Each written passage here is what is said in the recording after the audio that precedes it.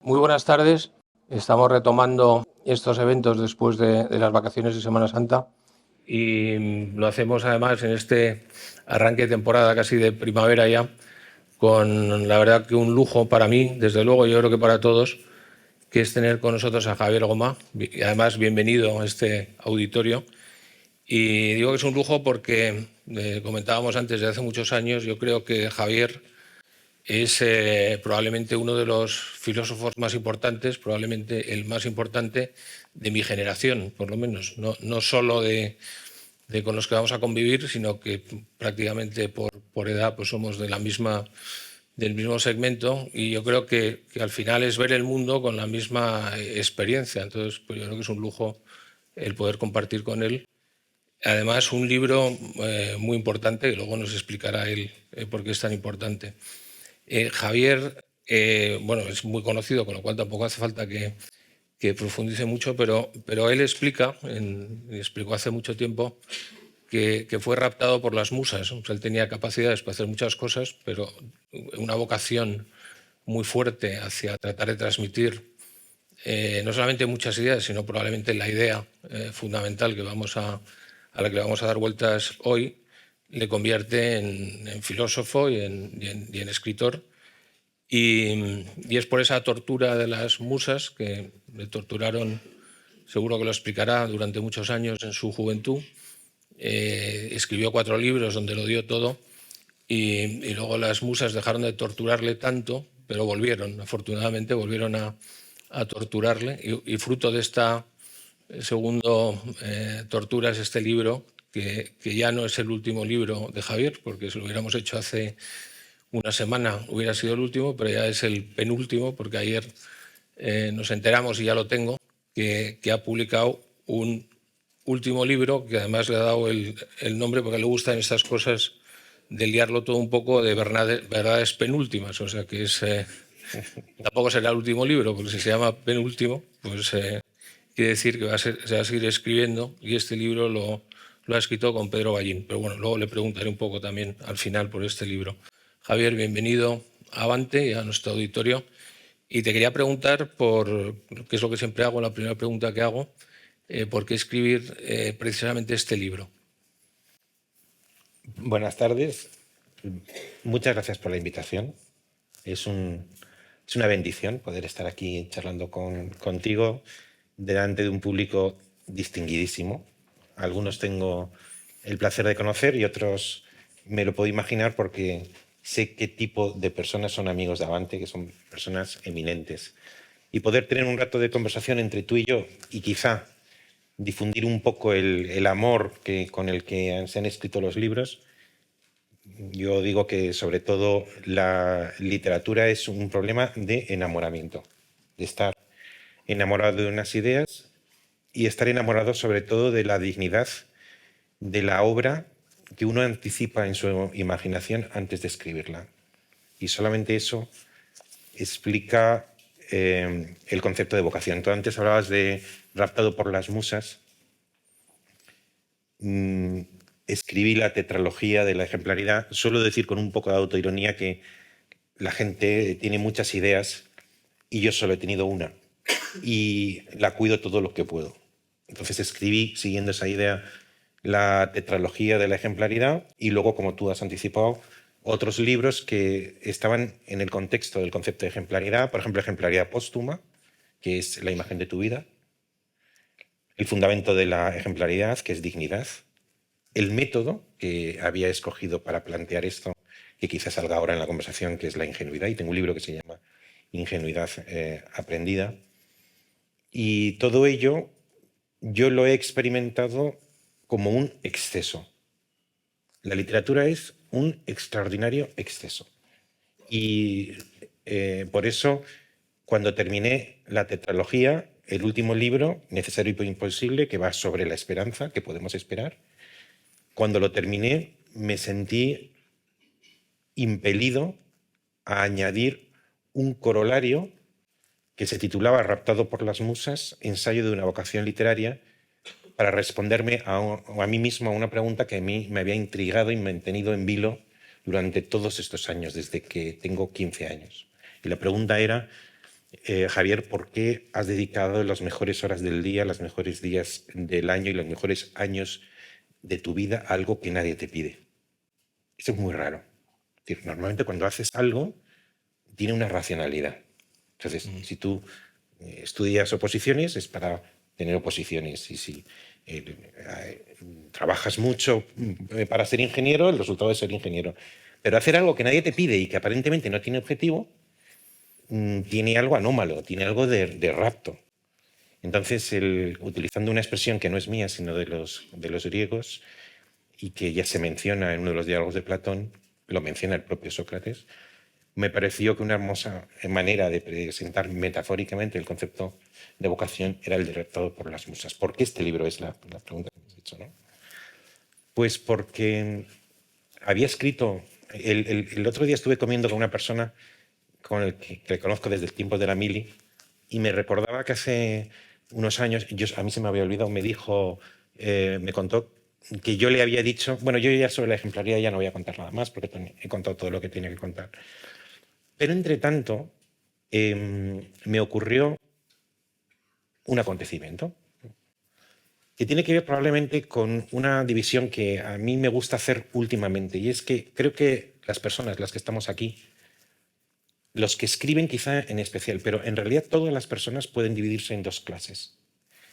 Son aquellos que viven de la infancia y aquellos que viven de la adolescencia. Entonces, yo invito a todos los asistentes que piensen en ellos mismos como a qué un grupo de los dos pertenece. Entonces, la gente que ha experimentado una plenitud en su infancia porque se han sentido en armonía con su entorno y en armonía con ellos mismos, suelen, luego por supuesto la realidad está mezclada, pero en dos tipos ideales suelen experimentar el resto de su vida como una cierta tendencia a la decepción, a la nostalgia, de una plenitud perdida. Y luego están aquellos que sobre todo se alimentan de la adolescencia. Y suelo decir que en la adolescencia ocurren dos cosas.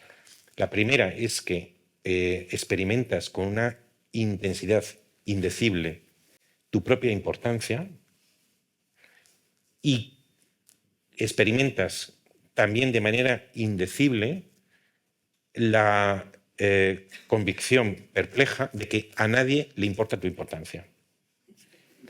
Y en consecuencia, los que viven de la adolescencia tienen personalidad de manera estructuralmente conflictiva.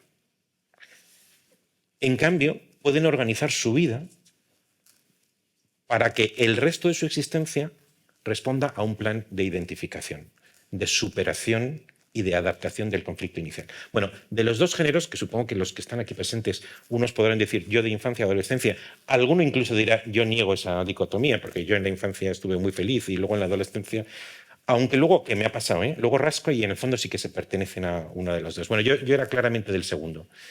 Y entonces me formé un plan de superación del conflicto. Estaba muy perplejo, que realmente a nadie le importaba mi propia importancia. Y entonces hice un plan muy riguroso de adaptación que tenía que ver con la literatura. Y así como otros sienten que su vida se explica como una cierta decaimiento o separación de un momento de plenitud, yo había experimentado toda mi vida como una prolongación de mi adolescencia, hasta que llegó el acontecimiento. Y el acontecimiento fue que cuando yo cumplí 50 años y lo celebré, murió mi padre. Y cuando murió mi padre, experimenté una especie como de emancipación respecto a mí mismo. Y entonces aquellas ideas que habían inspirado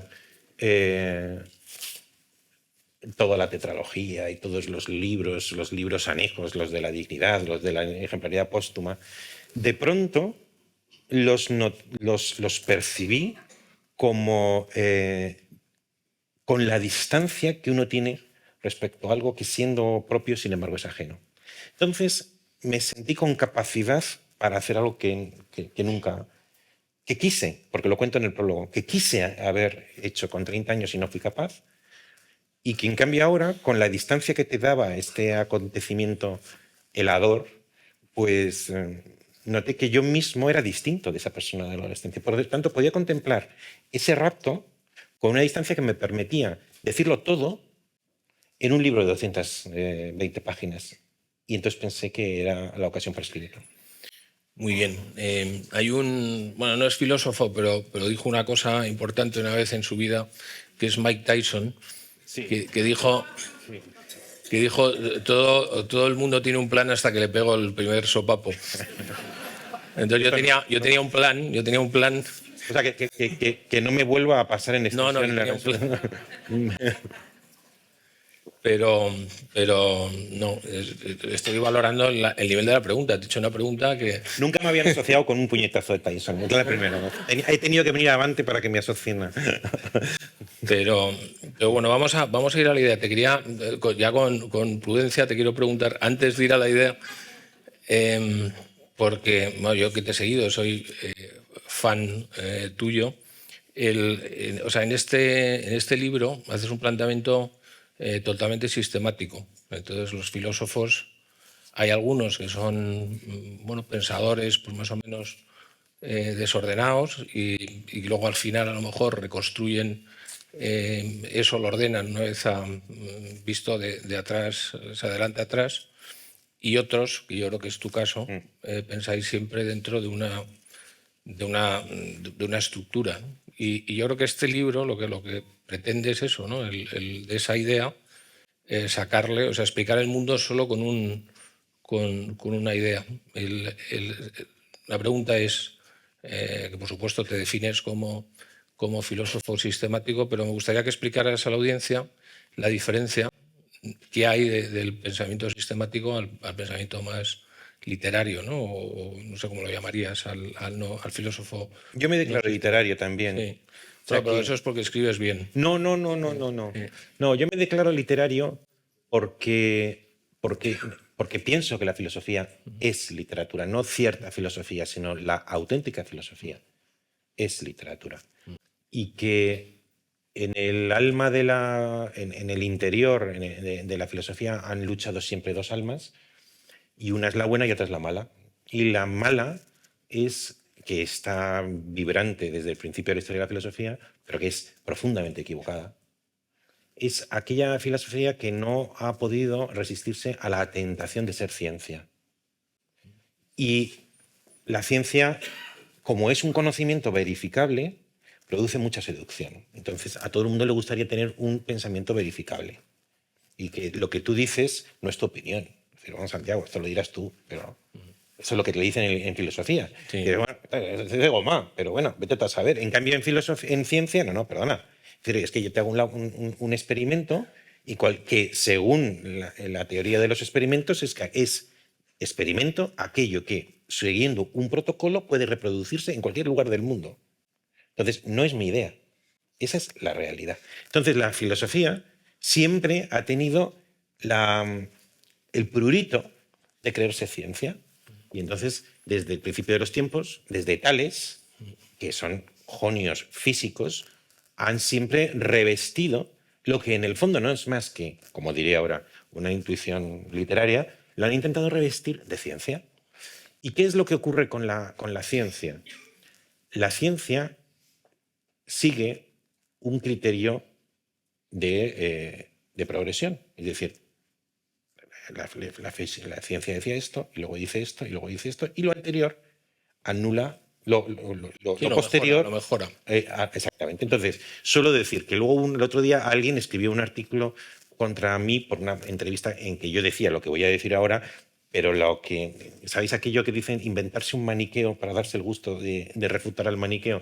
Pues claro, si conviertes lo que te voy a decir ahora en un maniqueo, es fácil refutarlo. Pero yo lo que digo es que en la ciencia lo que importa es lo último, y que a quién puñetas le importa cómo estaba la filosofía molecular en 1923. A nadie. ¿A quién le importa la física, la biología? A los historiadores sí. Mi aplauso a los historiadores. Pero lejos de los historiadores, el hombre o la mujer culta, que quiere vivir su vida de manera consciente, ¿qué le importa la biología molecular en el año 1961? Cero. Lo que le interesa es cómo está ahora.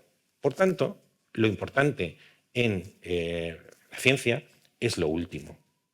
Y lo último convierte parcialmente en arqueología a todo lo anterior. Y cada vez que en filosofía los escritores, los filósofos, se revisten de ciencia, a continuación pasan unos años y se convierten en aburridos. Bueno, incluso se inventan un lenguaje, ¿no? Se inventan un para lenguaje. explicar que nadie podía haber pensado lo que había Por pensado. lo propio de la ciencia, cuando se lleva a la filosofía, como suelo yo decir, es que la filosofía, la auténtica filosofía, es literatura y es filosofía 3 veces mundana, porque habla del mundo, habla para todo el mundo y habla con un poco de mundo.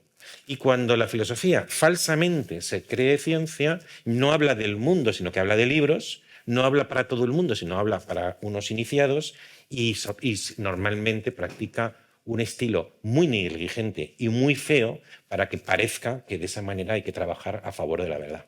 Entonces, si tú hoy publico un artículo, o sea, lo publiqué, sale en marzo, salió el lunes, pero por diferentes combinaciones se hace conocido y se va a ofrecer en Internet el sábado, en Revista de Occidente sobre Kant. Bueno, he publicado un artículo sobre Kant en la que trato de demostrar que cuando Kant aspira a ser científico, y aspira a ser científico porque le encantaría ser el Newton de la filosofía, su obra se convierte en caduca, antigua, pesada. En cambio, y Platón es un ejemplo que suelo poner, cuando Platón se pone científico, como pasa en los últimos diálogos, hoy nadie lo lee. Cuando asume la condición esencialmente literaria de lo filosófico, que como ocurre con el Fedón, con el Fedro o con el Banquete, entonces todavía hoy se lee con verdadero placer. Entonces, yo creo que la filosofía, la buena filosofía, la gran filosofía a lo largo de la historia es filosofía mundana y es filosofía literaria.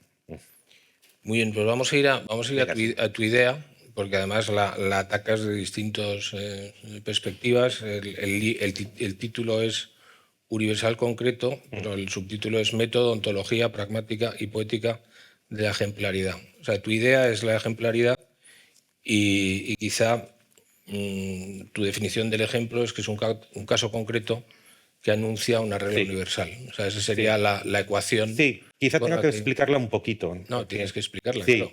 Sí, ni siquiera te contestaba lo sistemático de antes, que es verdad que me pasa mucho, que me has preguntado que por qué la filosofía tiene... Bueno, ha sido realmente, no he vuelto a apelar a Tyson, pero ha sido una combinación. Sí. No ha sido un golpe, sino dos. No. Yo veo que me espera una buena paliza al final de esta intervención. Pues lo sistemático, aunque sea una palabra, y ahora enseguida voy a por esto. Yo creo que la experiencia de los hombres y de las mujeres es, por esencia, una experiencia del fragmento. Nosotros no nos entendemos ni a nosotros mismos. Somos un misterio para nosotros mismos. Y entonces vamos a tientas en una habitación con la luz apagada y vamos haciendo lo que podemos. Entonces, mi tesis de la filosofía, primero es que todos los hombres y todas las mujeres, todos, somos nativamente filósofos. Todos. Porque porque ninguno de nosotros somos capaces de ver este vaso. Nunca vemos un vaso. Vemos un vaso interpretado. Vemos un montón de ladrillos y decimos una casa. Pero es que una casa es una palabra llena de significado. Por tanto, no podemos ver un montón de ladrillos. Vemos una casa, que es una palabra que está lleno de connotaciones y de notaciones. Entonces, todos los hombres y las mujeres vivimos interpretando. Por tanto, somos nativamente filósofos. Pero interpretamos un fragmento, que es lo que buenamente llegamos a percibir, a conocer. Y una metáfora que también suelo poner mucho, y quien me lo haya oído otra vez le pido disculpas de antemano, pues es la de que la experiencia humana es un puzzle de 50 piezas y que en nuestro puzzle particular están puestas 15. Y hacemos lo que podemos con 15. E interpretamos el mundo con 15. Y la vocación es que de pronto, por una combinación inescrutable de acontecimientos, determinadas personas con su imaginación ponen las 35 piezas. A mí me pasó en otoño de 1980 y posteriores.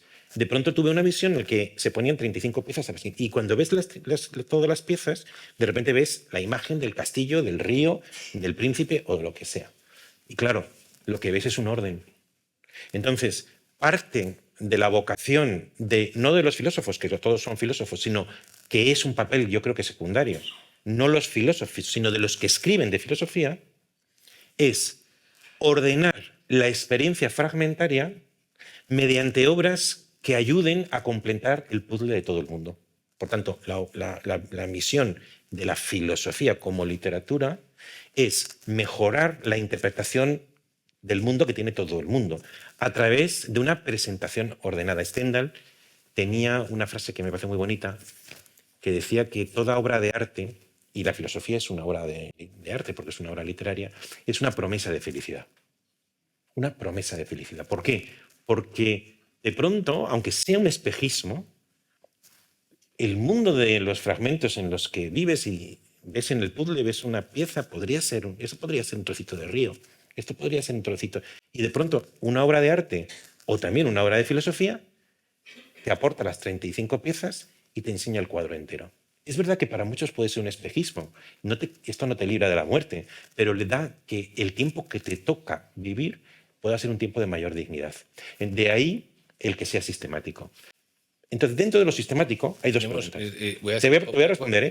Bueno, es que se me va a la tercera. Déjame que diga una pequeña maldad, porque se me está viniendo a la cabeza lo de penúltimo, esa vocación penúltima. No, eso tiene que ver con la política. No, es que me está respondiendo siempre a la penúltima pregunta. Eso es cierto. me vas respondiendo a la pregunta anterior. Eso es cierto. Soy de efecto retardado, es cierto. Soy diésel. Te vas preparando la siguiente mientras... Sí, no. Pero ahora voy a hacer una especie de cabriola y entro en la última. Y es... vamos a ver, la habréis oído muchísimas veces aquello de... Primero, hay una frase muy famosa, es... La filosofía ayuda a hacer ciudadanos críticos. Estoy en contra de eso. Siempre lo digo. Estoy en contra de hacer ciudadanos críticos, porque la gente que al final no es crítica, es criticona, que es lo que hoy normalmente ocurre. La gente es criticona, no es crítica. Y a mí me parece que la crítica debe ser instrumental de lo fundamental, que es ser ciudadanos gozosos.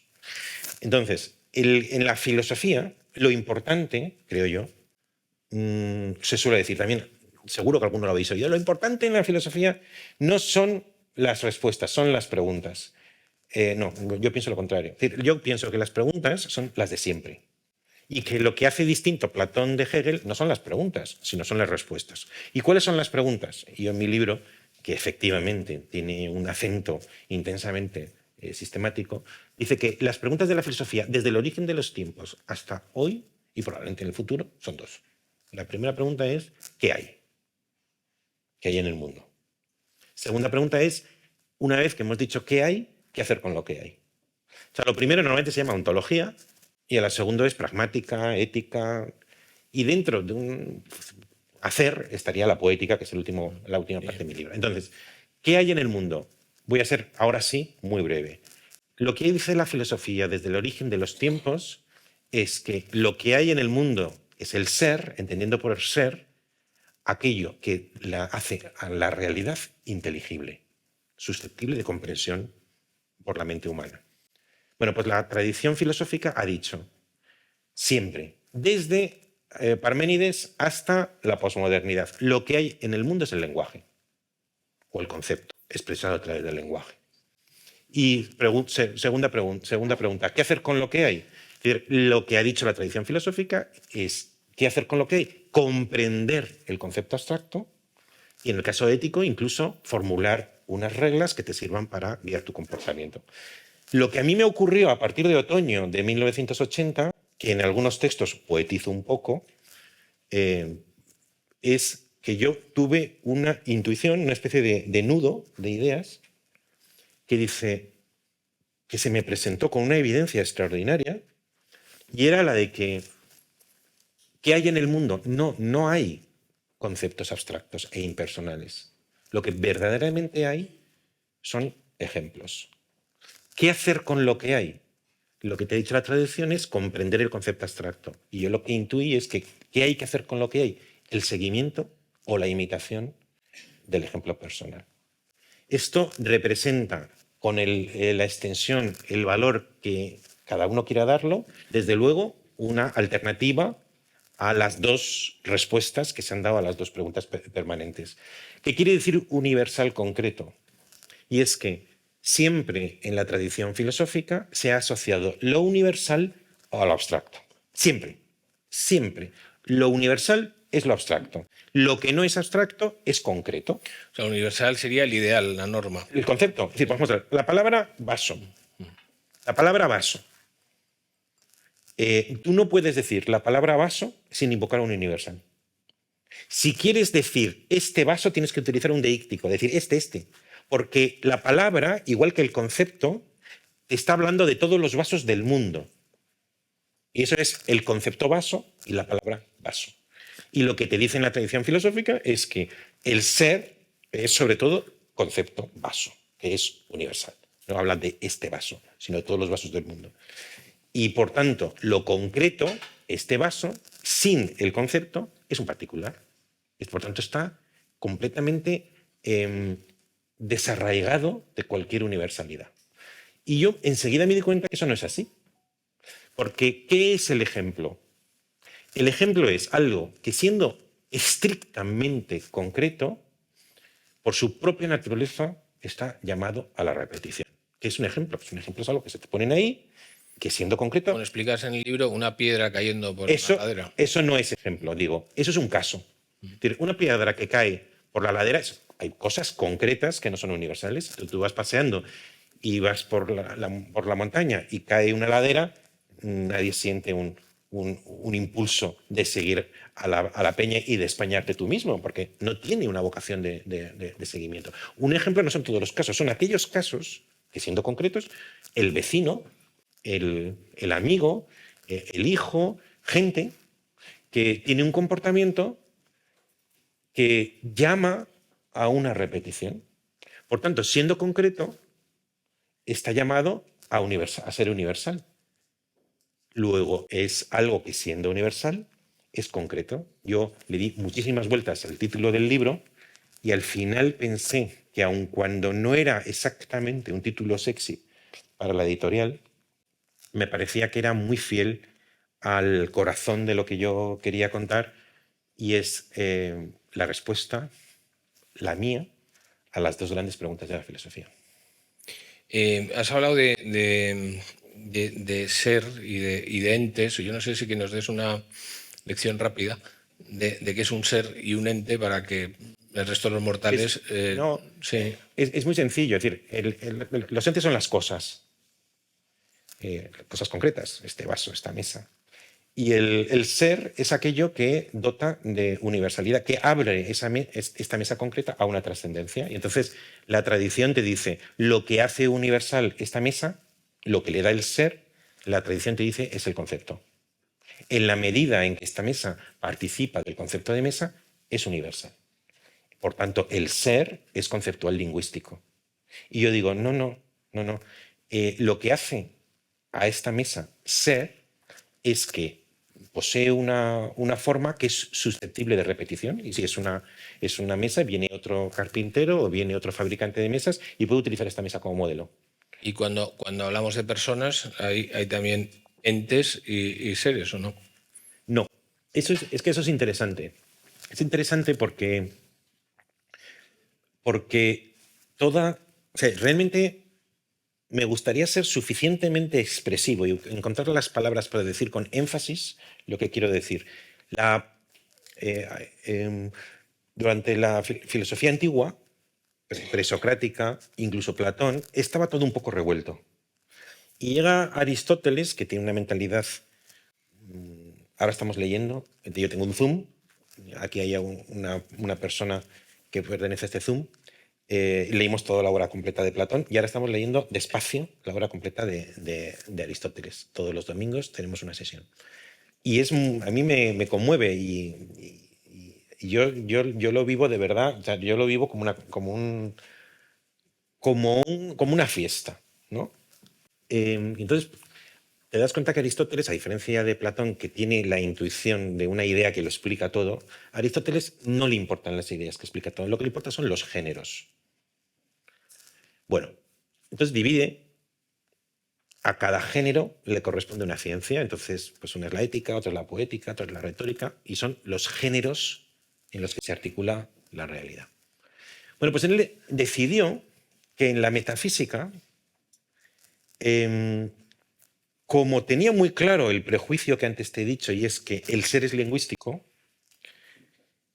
le resultaba mucho más fácil para explicar la teoría de las causas, las 4 causas, de la forma y de la materia, de la potencia y del acto, de la energía, de la actualidad. Les resulta mucho más sencillo que el mundo de la metafísica sobre el que él razona esté compuesto de cosas. Por tanto, quien esté familiarizado en esta sala con la filosofía, que me diga un ejemplo en la metafísica en que habla de personas. ¿Por qué? Porque si tú dices que el ser, es decir, lo que dota de significado y universalidad en las cosas concretas, es el concepto, ¿qué pensáis vosotros que es más dócil al concepto? ¿Una mesa o una persona? O dicho de otra manera, ¿cuándo pensáis que llegamos más a la esencia de algo? Si en una mesa decimos, esta mesa, en realidad, esta concreta, adquiere significado cuando sabemos definir conceptualmente qué es una mesa. Vale. Pero tú dirías que la esencia de Sócrates es la humanidad. Ahí se resiste. La esencia de un individuo concreto es la esencia de la humanidad, la esencia abstracta e impersonal. Eso no funciona. Por tanto, Aristóteles, que quería hacer una filosofía basada en lo conceptual y lo lingüístico, pone como objeto de su reflexión siempre a las cosas. ¿Y dónde pone a las personas? Las pone en la ética. ¿Y qué tenemos? Una ontología sin personas y unas personas sin ontología.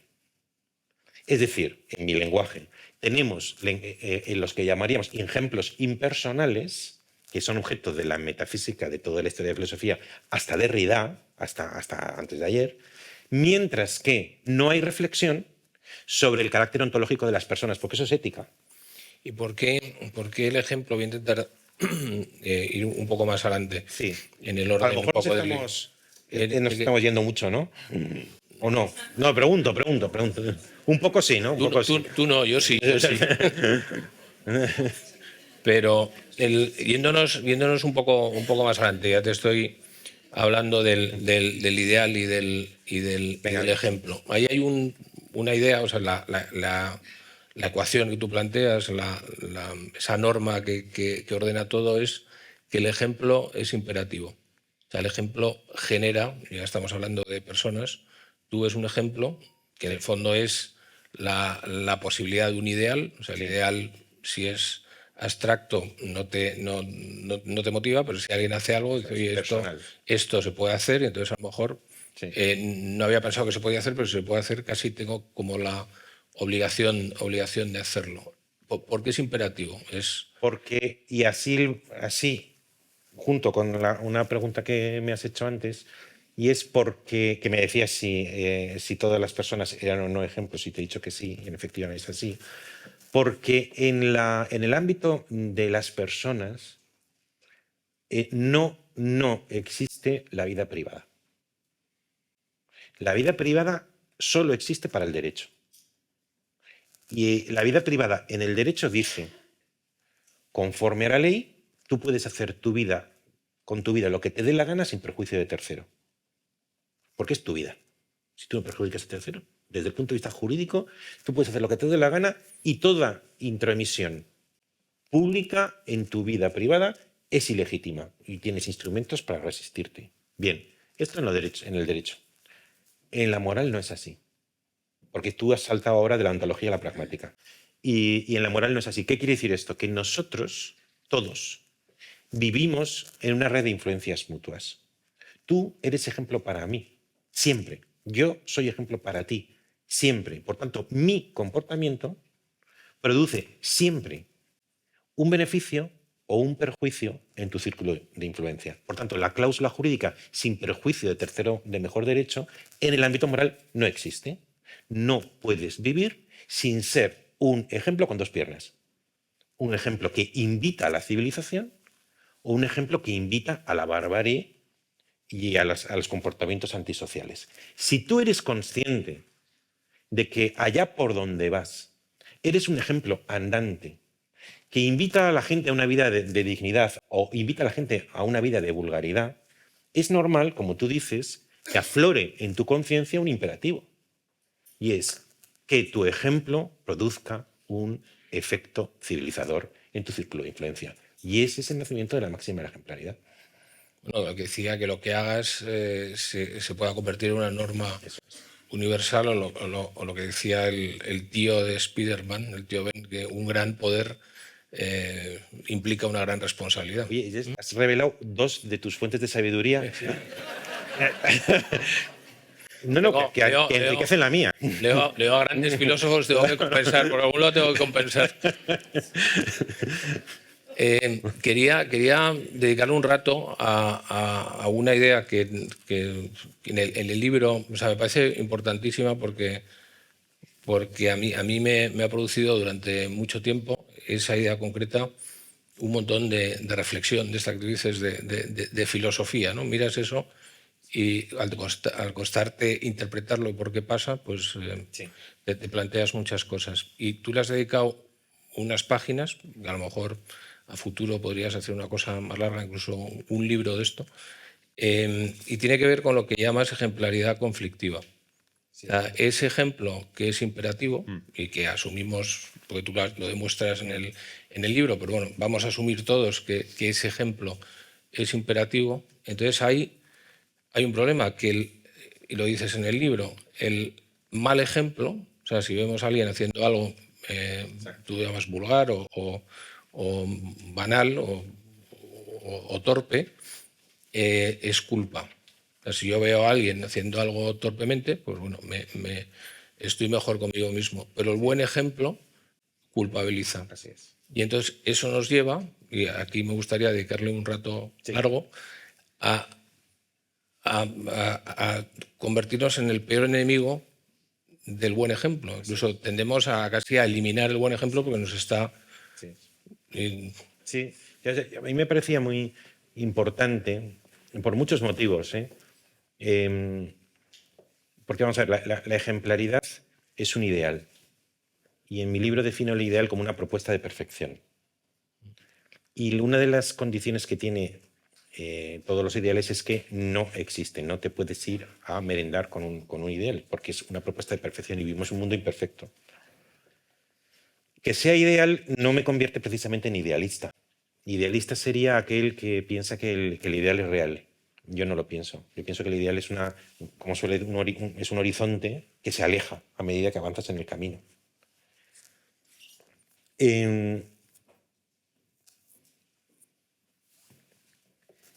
¿Por qué odiamos la virtud? Porque la idea que te creo es que el ideal, en la medida en que es una propuesta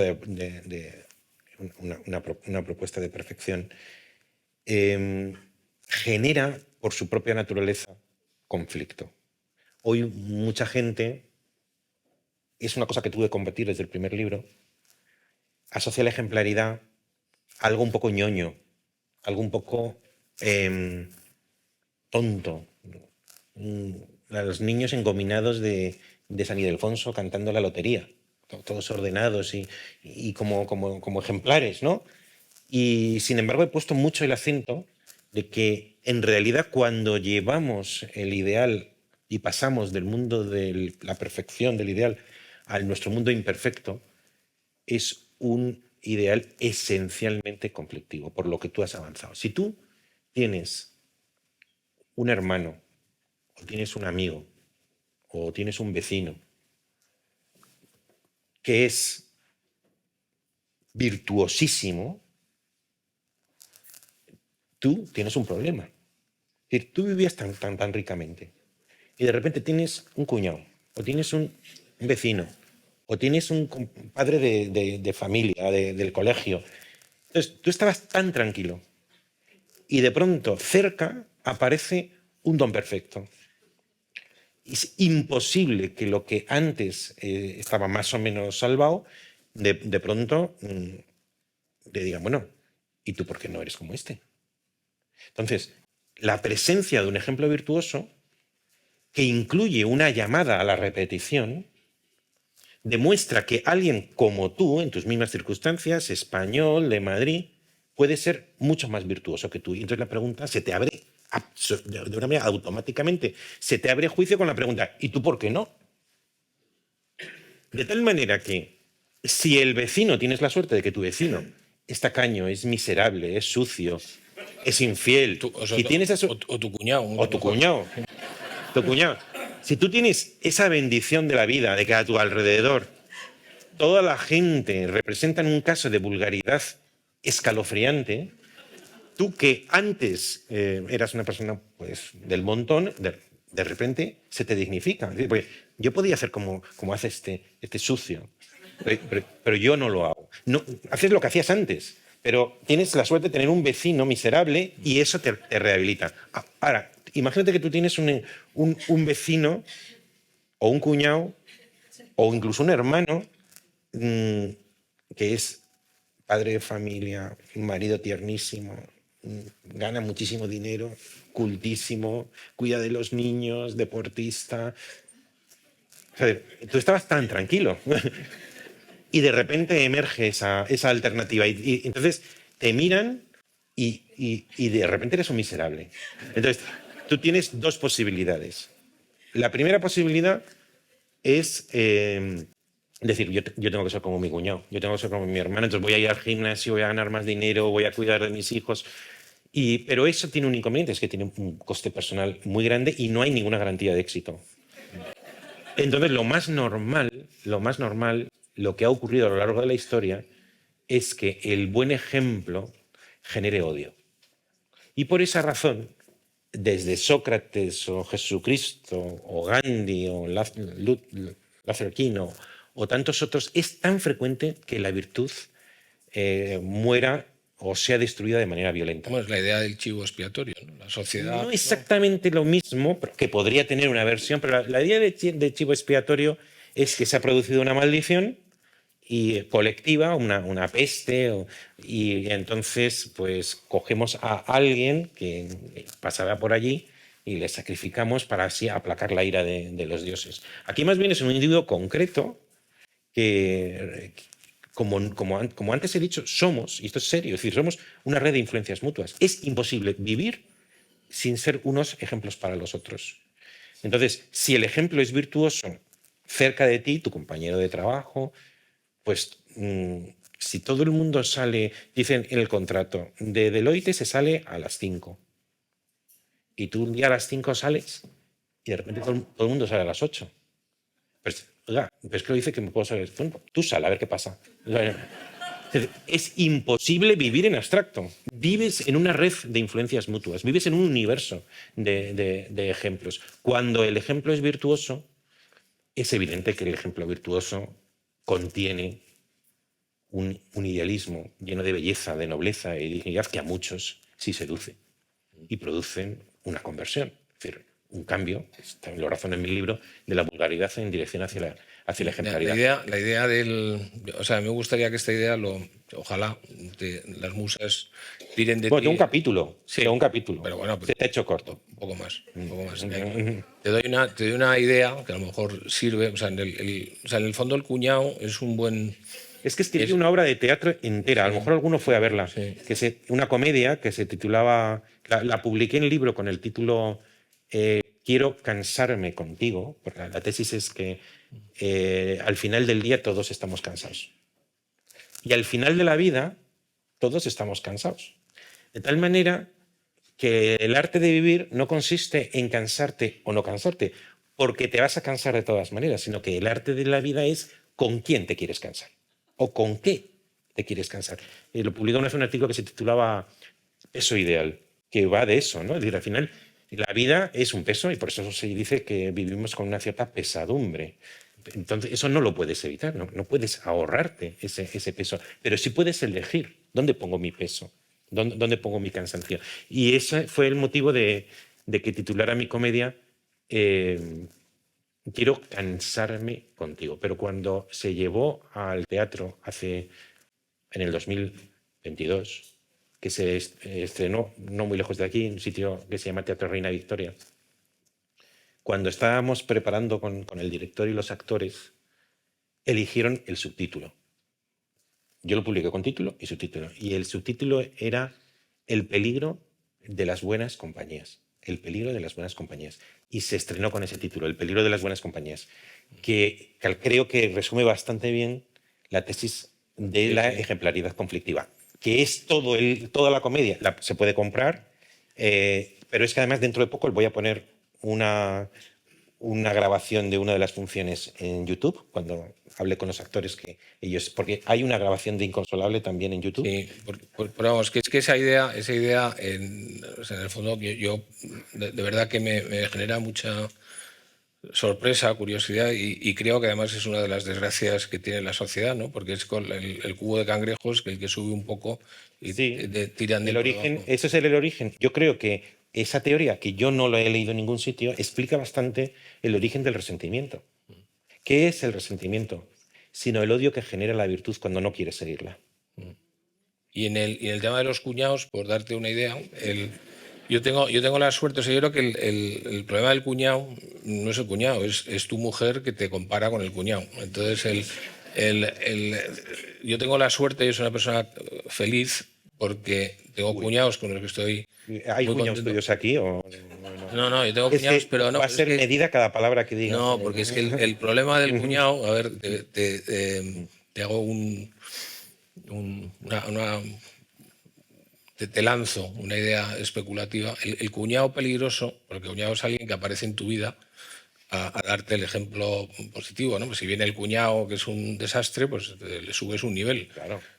Tu suegra te da 2 escalones más, pero si viene el cuñado perfecto que te hunde, el problema del cuñado fundamental es el cuñado que sobreviene, que es el que se casa con la hermana de tu mujer. Porque los hermanos de tu mujer son cuñados de toda la vida, esos ya convives con ellos, pero el cuñado malo es el casado con la hermana de tu mujer. El político, sí. Pero siempre... Que no puedes controlarlo. Pero está casado con la hermana de tu mujer. El que se ha casado con la hermana de tu mujer. Sí. O sea, el cuñado puede ser cuñado porque se case con una hermana tuya, claro, o porque se case con una hermana de tu mujer. Eso es. Entonces, yo soy feliz porque no tengo hermanas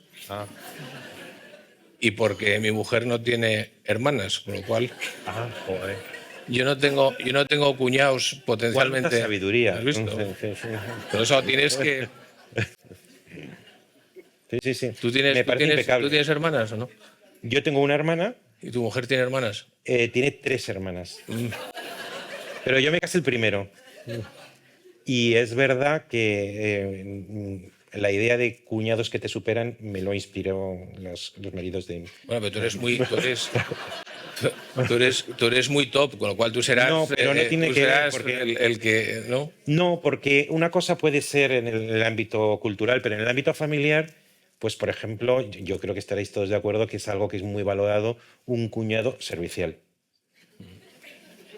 Y yo no soy exactamente un cuñado servicial. Es decir, yo llamaba a mis suegros y les decía, ¿están todos los muebles en su sitio? Porque era muy frecuente que yo llegaba y los cuñados ayudaban a coger un armario, a mover un baúl.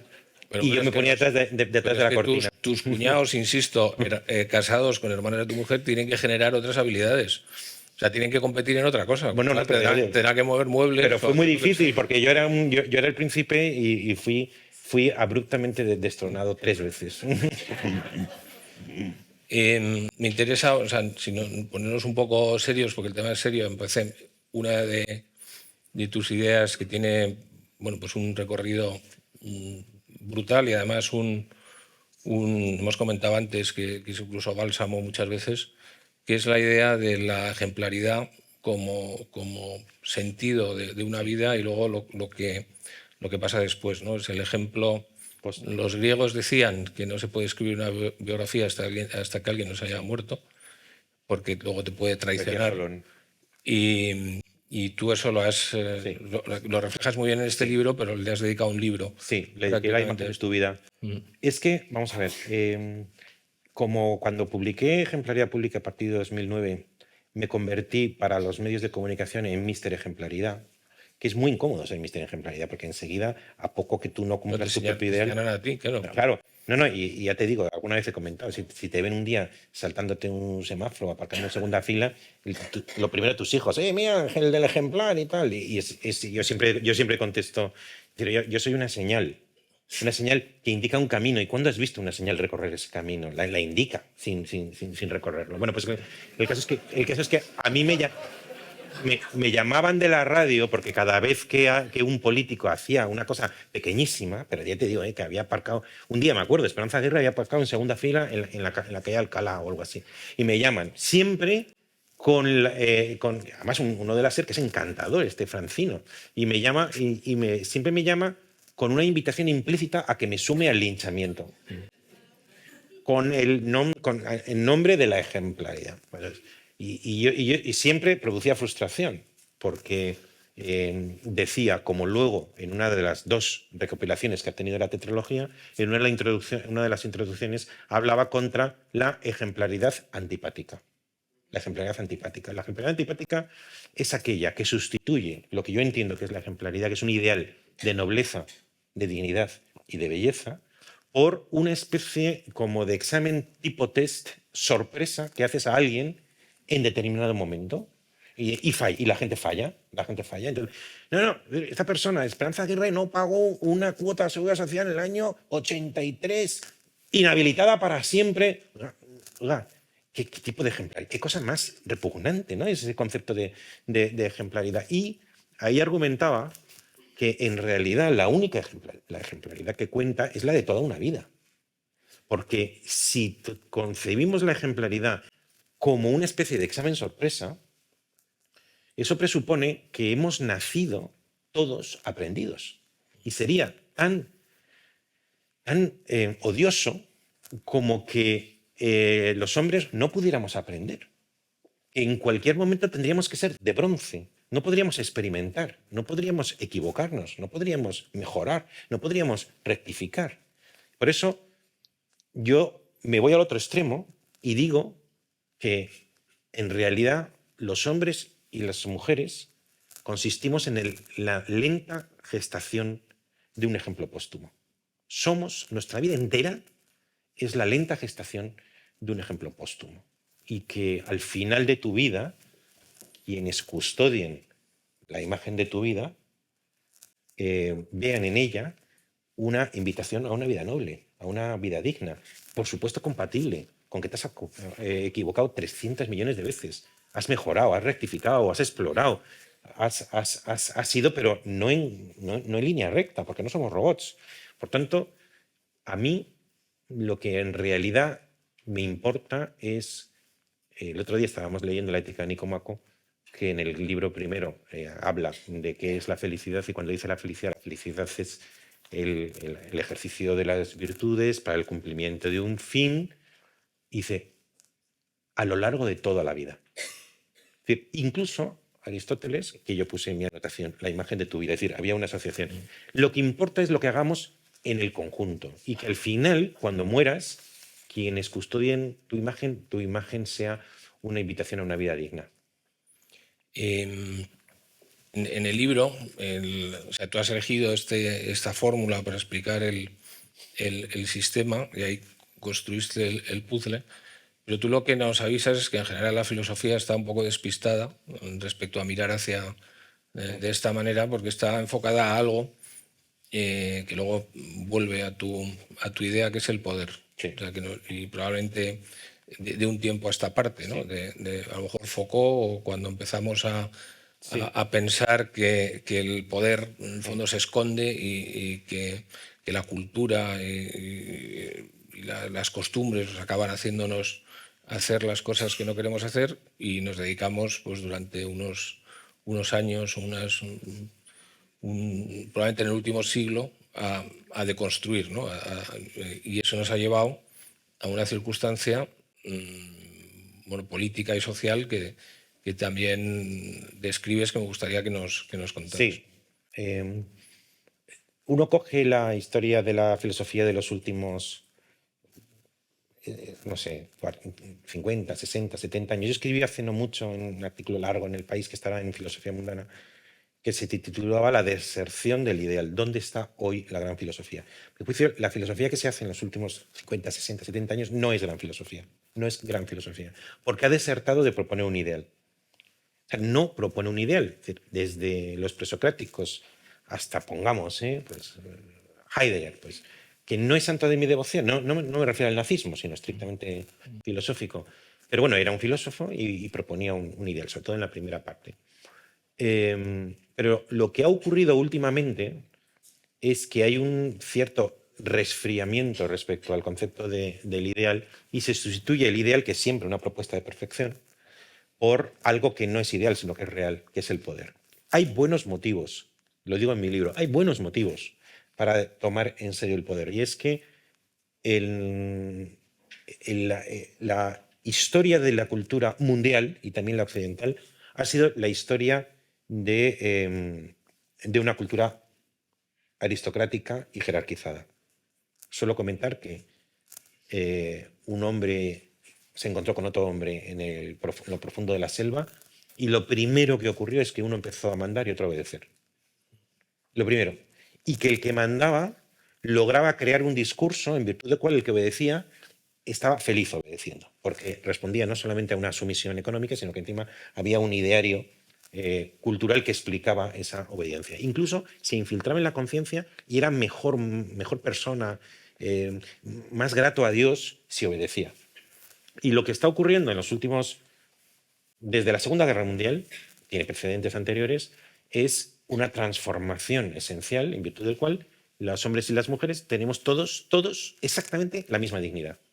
Exactamente la misma dignidad. Hagas lo que hagas, todos los hombres tienen la misma dignidad. Y esto desbarata el andamio sobre el que se había construido el edificio aristocrático anterior. Por tanto, el gran tema hoy, el gran tema social, es el poder, que el poder era jerárquico y ahora es igualitario. Y eso va a costar todavía mucho tiempo, pero representa una transformación sin precedentes. Entonces tiene una cierta explicación, que las mentes estén puestas en el poder. Pero la filosofía sufre, porque el poder es algo, no es ni una pregunta por el ser que hay en el mundo, ni una propuesta por qué hacer con lo que hay, que mi tesis es un ideal de la ejemplaridad, sino que sobre todo lo que es un problema sociológico. De tal manera que, a mi juicio, el 99,9% de la filosofía que se está haciendo en los últimos 60 años es sociología. Es sociología. Es que a mí la sociología me parece muy bien. Y yo leo sociología y aprendo de la sociología con el único matiz de que no es gran filosofía. La gran filosofía es una filosofía sobre la ontología y sobre la propuesta de un ideal.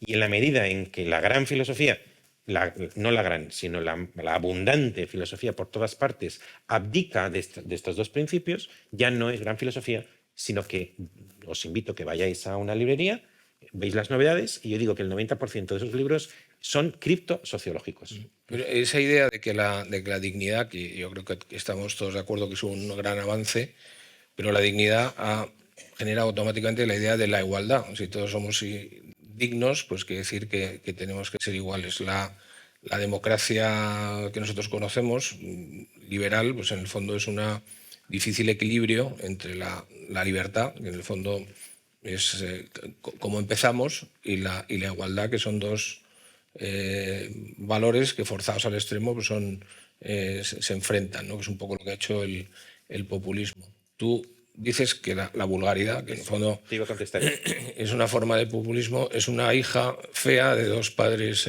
guapos. guapos. Sí, yo lo digo así. Vamos a ver, yo divido la historia en dos momentos, la premodernidad hasta el siglo XVIII y la modernidad. Hay un momento que lo explico en mi libro, en la suma divisio, es en torno al siglo XVIII y XIX. Lo podría argumentar, pero solamente si me haces una pregunta sobre eso.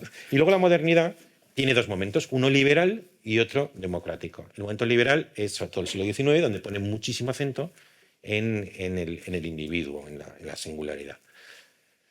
Y luego lo que está ocurriendo es que se está somos testigos de la realización histórica del principio de igualdad como consecuencia de una evidencia sentimental que se ha producido. Y yo defiendo en mi libro que en realidad la moral está basada en evidencias. ¿Quién ha demostrado que los hombres son iguales que las mujeres? ¿Quién ha demostrado que la justicia es buena? ¿Quién ha demostrado que los derechos fundamentales son valiosos? ¿Quién lo ha demostrado? No lo ha demostrado nadie. Pasa como en la filosofía. Entonces, ¿qué ha ocurrido? Lo que ha ocurrido es que se ha producido una evidencia colectiva. ¿Y qué quiere decir una evidencia colectiva? A mí me gusta contarlo así. ¿Qué es una evidencia colectiva? Aquello cuya vulneración produce asco. Entonces, la historia de la civilización es la historia de una cuidadosa administración del asco. Aquello cuyo atropello te produce asco es que es valioso. Bueno, y entonces ha ocurrido una cosa que no había ocurrido nunca en la historia, nunca. Y además me encantará argumentarlo. Nunca nos había dado asco la vulneración del principio de que todos los hombres y las mujeres, allá donde estemos, tenemos la misma dignidad, de tal manera que aquellos rasgos que en la antigüedad producían diferentes dignidades, eclesiásticas, burocráticas, políticas, yo soy más educado, yo soy más virtuoso, yo soy de casa noble, todo eso ahora se ha convertido en accidental respecto a lo sustancial. Y es que la diferencia entre el presidente de los Estados Unidos y un inmigrante es una diferencia accidental, porque en lo esencial, que es que son seres humanos, poseen la misma dignidad, poseen la misma excelencia. Entonces, desde el punto de vista político, eso se ha llevado adelante en la democracia liberal. La democracia liberal es el final de la historia. Ya no puede venir nada después. Puede mejorarse, debemos mejorarse. Es imperfecta. Como suelo decir, yo a lo mejor te acuerdas, decir, vivimos en el mejor momento de la historia, o dicho de otra manera, vivimos en un mundo esencialmente imperfecto con el pequeño matiz de que es el menos imperfecto de la historia. Entonces, la democracia liberal... Y aquí hacemos el anuncio del próximo libro que va a hablar de esto. ¿Cuál? El que acabas de publicar ayer. Sí, bueno, se habla bastante de eso, de por qué si somos los mejores estamos cabreados. Es la gran pregunta. ¿Por qué si somos los mejores estamos enfadados? Es una buena pregunta. Y yo creo que no retratamos bien nuestra época si no decimos las dos cosas. Que somos los mejores, que hay descontento. La inmensa mayoría de la gente se queda en lo segundo. Estoy cabreado. Y pocas veces oiréis que decimos estamos cabreados, pero somos los mejores. Y en ese libro se razona bastante. Pero tú sabemos que no eres... Tengo que hablar de la vulgaridad. Sabemos que no eres nada partidario de la vulgaridad. Que no soy partidario de vulgaridad. Un poco partidario. Bueno, la conozco por dentro, profundamente, sí. Pero no, al contrario. Yo lo que quería decir era que en la ciencia, en la realización histórica del principio de la igualdad, en lo político ha llegado a la estación termini. Pero en lo cultural, la manifestación provisional del principio de la igualdad, no en lo político, sino en lo cultural, es algo que, siendo bueno porque emana de la igualdad, es feo, es desagradable, molesta, que es la vulgaridad. Entonces, yo digo que la vulgaridad es una categoría absolutamente original de la segunda mitad del siglo XX y que representa un progreso extraordinario dentro del progreso o del camino de la civilización, siempre que sepamos que la vulgaridad, que yo la defino en mis libros como espontaneidad no educada, una espontaneidad no educada, con la misma legitimidad que aquellas manifestaciones codificadas, con la misma. Eso es nuevo, existían en el pasado comportamientos, personas, situaciones vulgares, pero no la vulgaridad como categoría cultural. Bueno, pues lo que digo es que en la vulgaridad es la definición del estado actual de la cultura. Yo creo que la cultura se define con el concepto de vulgar. Es decir, la vulgaridad es hoy discurso oficial. Todo el mundo es vulgar, muy vulgar además. Es decir, hace de su espontaneidad no educada una legitimación máxima que rivaliza con las manifestaciones codificadas más sofisticadas de la historia y van con osadía, con insolencia, diciendo que su espontaneidad no educada vale tanto como tu cultura y como lo que tú quieras. Entonces, sin embargo, eso es bueno, porque representa la manifestación todavía por educar de la realización histórica del principio de igualdad. Y a diferencia de la política, que le hemos llegado a una estación termini, en la cultura no. ¿Qué hay pendiente? La reforma de la vulgaridad en dirección, lo digo en mi libro, de lo que yo llamo, que es un sintagma que me es especialmente grato, en dirección de una mayoría selecta, que sustituye la minoría selecta de la antigüedad. Yo pensé por primera vez en el concepto de mayoría selecta en un artículo. ¿Y cómo se sale de ahí? ¿Cómo se sale? Bueno, de eso va la tercera parte del libro. Y ahí lo explico cómo tiene que ser una combinación entre el valor carismático de determinadas personas, especialmente ejemplares, que van produciendo costumbres. Y la generalización de las costumbres, que tiene que ver con lo que ahí llamo visión culta y corazón educado, producirá una reforma de la vulgaridad en dirección del... Pero lo que pasa es que hay una fuerza, que es la de antes, que cuando alguien se sale de esa uniformidad vulgar, pues automáticamente es señalado porque es un mal ejemplo, es digno de odio por todos los... De hecho, ¿Por qué se pone corbata? ¿Qué se cree, por ejemplo? Sí. Bueno, el tema de la corbata, si quieres, luego hablamos, ¿no? Porque yo me la he quitado, es decir, en general yo me la he quitado. Yo hoy me la he puesto, pero te voy a decir por qué. Porque esta mañana he ido al patronato del Teatro Real, me la he puesto y digo, no me la voy a quitar para ir a ver a Santiago. Claro. Pero si no hubiera ido al patronato del Teatro Real, a lo mejor hubiera venido con muchos señores que veo aquí, que tampoco tienen... Bueno, estos señores pueden venir como quieran. O sea, que hubiera venido, a lo mejor hubieras sacado tú una corbata y me lo hubieras puesto antes de venir aquí. Como ocurre a veces. Es como decías, es una señal, no es un recorrido. Es una... Pero es que fijaos, ¿de dónde se me ocurrió? Os voy a contar cómo se me ocurrió el concepto de mayoría selecta, que lo publiqué un día en el País y que ahora está en Filosofía Mundana, que se titula así, Mayoría Selecta. Y todos están en Internet. Lo que pasa es que hay muro, ¿no? Tenéis que hacer algo para superar el muro de Internet. Y es que a mí se me ocurrió un día reflexionando sobre IKEA, sobre Zara. Y pensé, joder, ¿en qué consiste el genio de estas personas o de los Mac? Que son capaces de hacer ordenadores, que es que alguien me corrija, pero creo que en la historia de la cultura se singularizan por haber sido los primeros ordenadores sin instrucciones. O sea, normalmente te cogían una batidora y tenías instrucciones de 17 idiomas. Y tenías que ver a ver cuál, no entendías nada. Y en cambio el Mac tuvo una idea, igual que Zara e igual que... Y la idea es la siguiente. El presupuesto en el que funcionaba la cultura era que la belleza era para los educados. Es decir, solamente si tú has ido a determinado colegio, estás en determinada familia, has tenido tal educación, has refinado el gusto, te gusta lo bello. Entonces está la alta costura. La alta costura en París de los años 20, te ibas a un modisto extraordinario, personas exquisitas que tenían unas casas muy bonitas, que veraneaban en Saint-Tropez, que luego leían un poquito de Madame de Savigny y luego como tenían dinero pues le hacían un traje perfecto. Luego un paso superior fue el prêt-à-porter, que eso ya era familias que a lo mejor no tenían castillo, pero tenían un bienestar y entonces se compraban una bonita que no les valía lo equivalente hoy a 20.000, pero les valía pues a lo mejor 2.000. Y entonces todavía nos movíamos en un círculo aristocrático.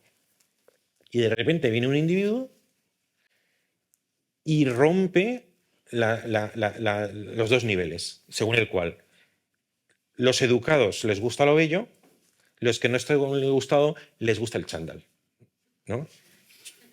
Les gusta lo feo, les gusta lo ordinario. Entonces viene un individuo de Galicia y se le ocurre que si tú abaratas y ofreces no por 2.000 euros, sino por 20, algo que siendo barato es bello, a la gente le gusta. Esta idea es muy potente. ¿Qué es IKEA? Pues que en IKEA es que tú ibas antes a un anticuario y te cogías un mueble Napoleón III y pagabas una burrada, a lo mejor te acompañaba un decorador o un diseñador que te decía esto. ¿Qué es IKEA? A alguien, un sueco me parece que es, ¿no? Choco. Se le ocurre y dice, vamos a hacer una cosa. Vamos a hacer muebles baratos, pero que sean bonitos. Y de repente a la gente le gusta. Esto es bastante maravilloso. ¿Qué quiere decir esto? Que en contra del presupuesto de los dos niveles, que a lo mejor parece de sentido común, pero a nadie se le había ocurrido, a la gente le gusta lo bonito. Y eso ha hecho ricos a mucha gente. Bueno, estamos entrando ya, hemos ido poco a poco a la parte poética, es un poco el final. Claro, al final de todo, o sea, aquí hay una serie de palabras que pueden acabar siendo sinónimos. Has hablado de lo bello, probablemente podría ser lo bueno, lo verdadero. En el fondo, la felicidad, que es el gran ideal, no tiene que ver con esto, no tiene que ver con acercarnos a lo bello, a lo verdadero, a lo bueno, Bueno, y lo que nos aleja de eso, al final. Bueno, vamos a ver. Yo es que soy enemigo del concepto de felicidad. A mí me produce enorme aprensión. Aparte, pienso, lo he escrito, ¿eh? Es verdad que casi todo lo que digo ya lo he escrito, pero yo pienso que el concepto de felicidad pertenece a una época que no es la nuestra. No es la nuestra. Podrías hablar de esto largamente, si os apetece. Pero eso es una condena. Bueno, tenemos No. 5 minutos porque el sol se va a poner hoy a la hora de todos los días. Lo importante del hombre moderno o de la mujer moderna, no del antiguo, lo importante del hombre moderno no es ser feliz, sino ser digno de ser feliz, aunque no lo seas. Lo importante es la dignidad, no la felicidad.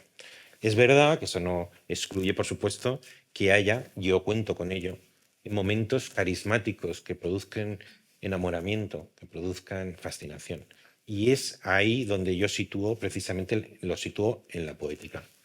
Mi tesis es que vivir, antes lo he mencionado, es cansado y produce pesadumbre. Y vivir juntos, que es lo propio de la democracia, junto a la pesadumbre produce gravamen. Porque si yo hago lo que me da la gana, pero si estás tú, a lo mejor no hago lo que me da la gana, sino que tenemos que convivir. Por tanto, tenemos que asumir una regla para, como me gusta a mí decir, ser libres juntos. No es lo mismo. Utilizo la palabra elegantes, pero no en el sentido de llevar un pañuelo aquí en el bolsillo, sino elegantes en el sentido de elegir bien.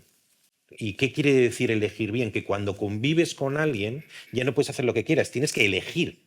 Elegir y elegir bien es ser elegante. Entonces vivimos una época en la que además de ser libres, tenemos que ser elegantes. Y ser elegantes representa un gravamen que impone restricciones a tu espontaneidad. Entonces, entre pesadumbres y gravámenes, la vida es dura. La vida es dura.